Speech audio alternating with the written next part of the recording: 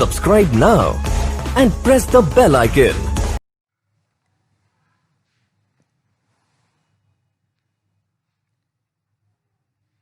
अस्सलाम वालेकुम स्टूडेंट्स।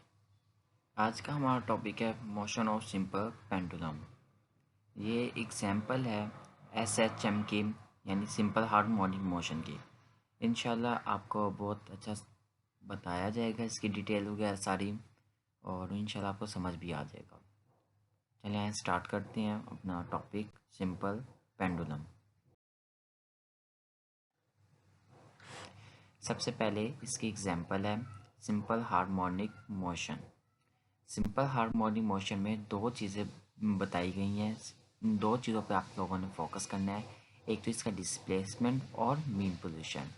चलिए इसकी डेफिनेशन पढ़ते हैं। Simple harmonic motion occurs when the net force is directed toward the displacement. ठीक है, मतलब उन्होंने पहले बात किया है कि जौन सी नेट फोर्स है वो डायरेक्टली प्रोपोर्शन किसकी होगी, डिस्प्लेसमेंट पे होगी फ्रॉम द मीन पोजीशन, मतलब उसकी मीन पोजीशन से, and always directed toward the mean position. दूसरी बात क्या की उन्होंने कि यह ऑलवेज ऑलवेज मतलब हमेशा वो किस तरफ होगी, अपनी मीन पोजीशन की तरफ ही मूव आउट करेगी।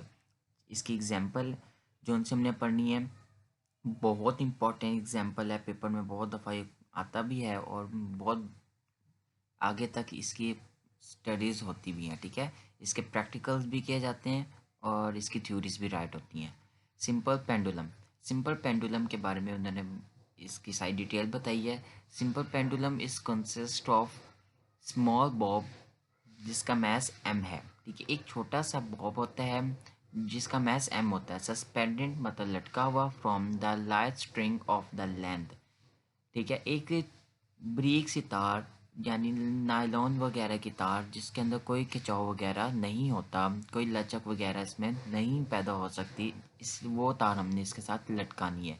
उसका एक एंड हमने ऊपर से किसी चीज़ के हुक के साथ बांध देना है। ठीक है, फिक्स कर लेना upper end in the equilibrium position O. जब वो रुक जाएगा अपनी एक पोजीशन ओ पे, मतलब कि जब हमने उसको लटकाया वो उससे थोड़ा सा तो हिलेगा, जब वो बिल्कुल स्टेबल हो जाएगा, इक्विलिब्रियम पोजीशन में आ जाएगा, उस पोजीशन को हमने ओ का नाम दे देना है। ठीक है, उसको हमने ओ कहना है। The net force on the Bob is zero. उस वक्त उस पर कोई भी फोर्स अप्लाई नहीं होगी, ये बिल्कुल स्टेशनरी होगा, अपनी ही जगह पे ये मौजूद होगा। Now we move bring the bob to the extreme position A. हम इसको ए पोजीशन पे मूव आउट कर देंगे, इसको ले जाएंगे। ठीक है, पहले तो उसको हमने ओ पोजीशन पे था तो उसका मैस हमारे पास एम जी था। ठीक है, जैसे हमारे पास डायग्राम में शो भी हो रहा है। अब हमने उसको कौन सी पोजीशन पे ले गए, पोजीशन ए पे ले गए। ठीक है, the net force is not zero. ठीक है, अब उसकी नेट फोर्स क्या होगी, ज़ीरो नहीं होगी, क्योंकि हम उसको मूव करके ए पोजीशन पे ले गए हैं।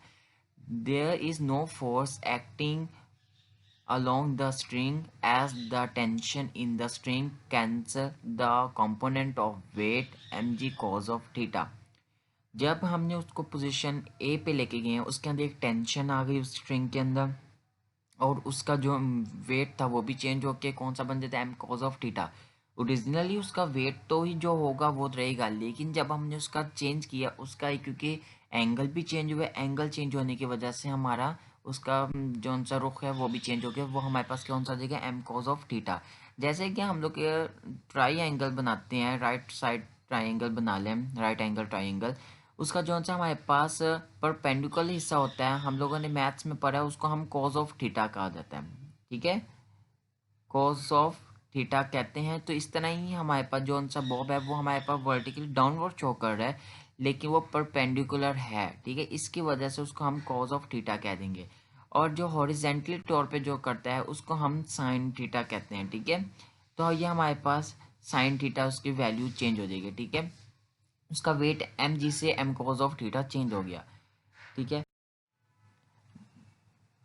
The component of weight is m g sine theta is directed toward the mean position.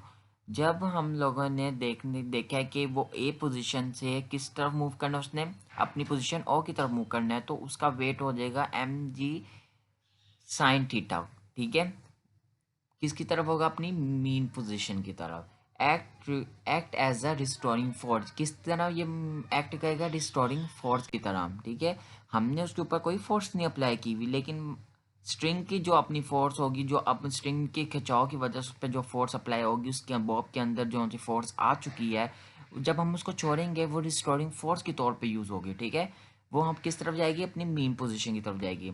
Due to this force bob start moving toward the mean position O, किस तरफ वो मूव करेगा, अपनी ओ पोजीशन की तरफ मूव कर जाएगा। At O the bob got the maximum velocity, जो बॉब होगा किस तरफ, जब ओ की तरफ मूव करेगा उसकी वेलोसिटी कौन सी होगी, मैक्सिमम होगी। ड्यू टू इनर्शिया, इनर्शिया की वजह से it does not stop at O, वो अपनी ओ पोजीशन पे जाके रुकेगा नहीं। It continues move toward the extreme position B, extreme position B की तरफ वो क्या होगा, मूव कर जाएगा, ठीक है। During the motion toward point B the velocity of bob decrease due to restoring force, जब वो बी पोजीशन पे मूव कर जाएगा वो अपनी वेलोसिटी आहिस्ता आहिस्ता कम करना शुरू कर देगा, क्योंकि उसके ऊपर रिस्टोरिंग फोर्स एक्ट कर रही है। रिस्टोरिंग फोर्स का मतलब यही होता है कि वो अपनी ओरिजिनल पोजीशन पर लेकर आना उस चीज़ को, ठीक है।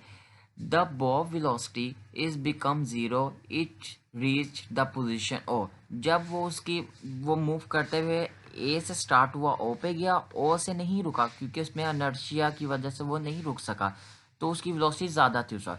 जब वो बी पे जाएगा तो उसकी वेलोसिटी उसका क्या हो जाएगी, ज़ीरो हो जाएगी, तो वो किस तरफ मूव कर जाएगा, दोबारा ओ की तरफ मूव कर जाएगा, ठीक है। The restoring force m g sine theta still act toward the mean position, मतलब कि पहले ए से स्टार्ट किया था तो एम जी साइन थीटा किस तरफ मूव कर रहा था, ओ की तरफ।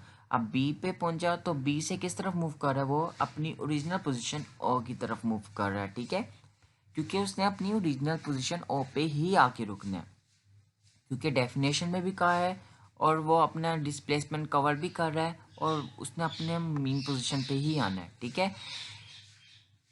And due to this force bob again start moving toward the mean position, वो किस तरफ मूव करेगा, अपनी मेन पोजीशन की तरफ ही मूव करेगा।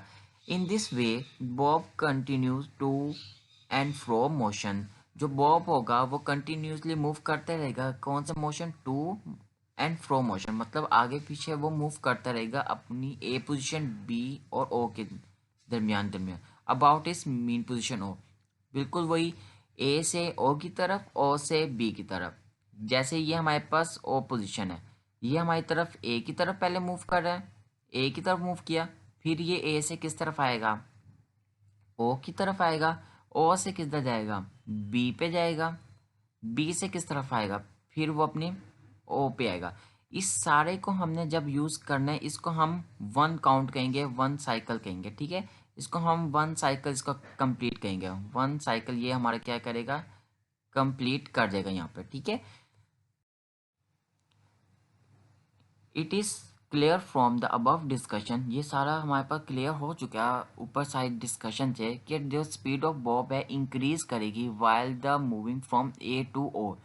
उन्होंने सही सही कह दिया, पहले वेलोसिटी भी इंक्रीज की थी तो स्पीड भी यकीनन इंक्रीज होगी, क्योंकि डायरेक्टली प्रोपोर्शन है इस एक दूसरे के, A to O, due to restoring force की वजह से, which act toward the opposition, जो कि हमारे ऑपोजिशन पे एक्ट कर रही है। Therefore, acceleration of the bob is also directed toward the opposition, जो उसकी acceleration होगी वो भी opposition की तरफ ही move करेगी।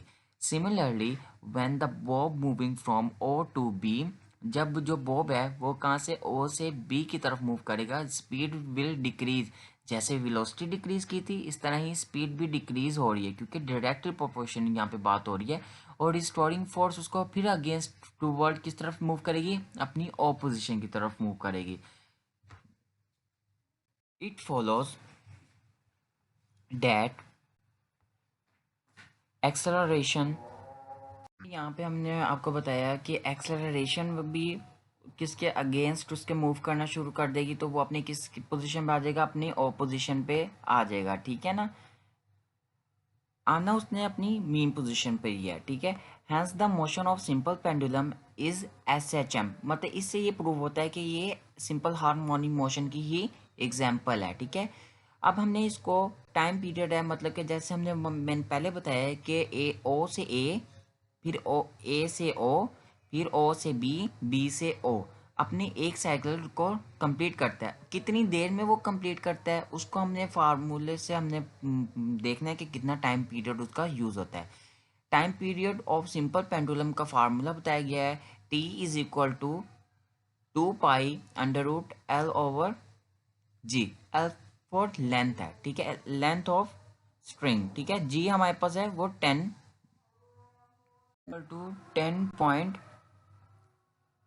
मीटर पर स्क्वायर, ठीक है। 10 जो हमारे पास जी है ग्रेविटेशन फोर्स, वो हम लोग को बताई जाएगी क्वेश्चन के अंदर भी। अगर नहीं बताई जाती तो ये आप लोगों को खुद भी याद होना चाहिए, एमसीक्यूज भी ये आ जाता है, ठीक है स्टूडेंट। हम इसके एग्जांपल्स भी पढ़ेंगे और इसको सॉल्व भी करेंगे, इसका न्यूमेरिकल्स। इंशाल्लाह उम्मीद है आपको अच्छा लगा होगा, समझ आ गए होगे। अगर अच्छा लगा है तो लाइक करें, सब्सक्राइब करें चैनल को और शेयर करें। शुक्रिया।